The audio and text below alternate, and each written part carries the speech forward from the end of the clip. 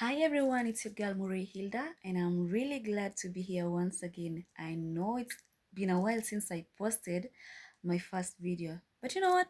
I'm back as hell, back like nothing happened. Back like what? So today I want us to talk about what nursing school does to your mental health. Yeah. What nursing school does to your mental health is something that no one prepares you for. No one prepares you. So our first topic will be burnout. And guess what? Nursing school burnout mm-mm-mm-mm, doesn't look like giving up. It doesn't look like giving up. Talking of burnout, this is what actually really drains you up when you are in school, or in a job, or even at home doing something. This is something that literally drains you up your mentality, let me say so. And apart from making your head a bit tired, it's taking away your energy, making you like lose boundaries with peers, lose boundaries with workers, with your teachers. Sometimes in life, it's just good to pause. You get tired, you sleep. You get hungry, you eat. So most of the time when you get like burnout within your occupation, I feel like it's just good to pause. It's okay to pause. Rest is part of the process of growing, right? Like just rest, start again. That is it. So when I talk about burnout, this is a state of physical, emotional, and mental exhaustion. And most of the time it's caused by stress. Stress could vary depending on the workplace you're staying or the occupation you're having. So it's more often high when demands feel constant and rewards or support feels low. So that is when you get a burnout. Ha. So what really causes burnout? Okay, burnout could be caused by varieties of things or stressing factors like excessive workloads. We vary from our work, we do different jobs. When you talk about studying too much could cause you a burnout. Working with prolonged times could cause you a burnout. Like it's more of too much work, tight deadlines, or no breaks actually. Apart from that, we have lack of control. Lack of control, like little say in decision or how work is done, could get you at a burnout. Apart from that, we also have unclear expectation. You go to a nursing school, try to study thinking that in 3 years time or in 4 years time you're going to be a doctor. No, there's much more than to be expected there. So girl, boy, baby boy, expect a burnout, because when you tend to have unclear expectation, probability of your mental health getting drained will be 99.9%. Okay, we also have poor support from your friends, poor support from your families, poor support from your peers, your lecturers, could really get you a burnout. Apart from that, we also have low recognition. I love much more about attention. So when you give me little recognition, it really dents me up. So that is another a reason for occurrence of a burnout. Apart from that is life imbalance. Hatufanani sisi wote. So when you talk of life imbalance, we're different backgrounds, different friendship, different situationships. So of course, when there's no balance, it's gonna be a burnout. Now, what are the symptoms or signs of burnout? I'm so curious too. So here we go. One of them is emotional exhaustion. What do we talk, or what do we mean when we talk about emotional exhaustion? This is like feeling tired, like feeling empty. Some of us could feel like we have less motivation.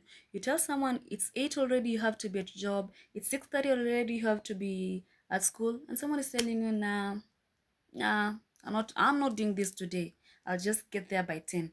That is lack of motivation or low motivation, meaning that person is a little bit or much likely to be in a burnout situation. Now, how do burnout affect us?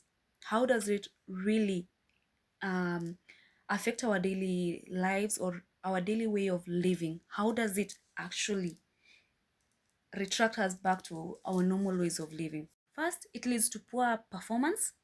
It increases absenteeism and quitting. Just like I said, you tell someone like it's past the time that you always go to job, and someone tells you like, I'm not reporting to that job earlier. I'll just respond back then at around 10 or late hours. Apart from that, we also have a mental health problem like anxiety and oftenly depression. You know, when you have depression, you tend to be isolated, you tend to be agitated by your moods, you tend to like literally feel tired or overwhelmed generally. So that could be another sign of how burnout really affects us. And then when you have burnout, probability of you having a strained relationship is also high, because you'll always have conflicts with your peers. You don't want this to go your ways, you want this to go your ways. You always feel like you have to be right. Sometimes you feel like they're misusing you, so of course there'll be a strained relationship between you and your loved ones. Apart from that, there are physical health issues like maybe high blood pressure or fatigue. Of course, why not? Now, how do we prevent burnout? How do we prevent burnout? These are the ways to prevent. One, set boundaries. What did I just say? Set boundaries. You know your working time is between this period and this period. Period. Make it that sentimental. Say no when there is no necessity, or when there's no necessary to do other things. Number two, take regular breaks and rest. You ain't no man's machine. You're just a human being. Let your blood flow well. Ew. Number three, practice stress management. Like sometimes ground yourself. How do you ground yourself? How do you ground yourself? Number one, you could use things like two things I can smell right now. I can smell my perfume. I can smell fresh air. Two things I can touch. I can touch my hair. I can touch my lips. Three things I see. First thing, I see myself on the screen. The next thing, I see maybe this light that I'm using, the ring light. Number three, what do I see? My other phone here. So you see, you just ground yourself to at least be aware of yourself. Guys, let's seek social support. Let's have friends we can share things with. At least it will ease up our burnout within the regions or the places we're doing work or studying. So just to summarize, burnout is just a serious health issue. It's just a serious health issue. It's not laziness, it's not weakness. And early recognition or having support change could literally help you better. Getting that education, helping others too, could help them like fight this burnout actually. And just to end things up, if you are really tired, it's okay to pause. Rest is part of the process. Don't beat yourself up. Don't beat your ass up. Just rest. Rest is the part of a process. And a process is always a journey. So take it slow, breathe in, breathe out, and continue the journey. Thank you. Bye.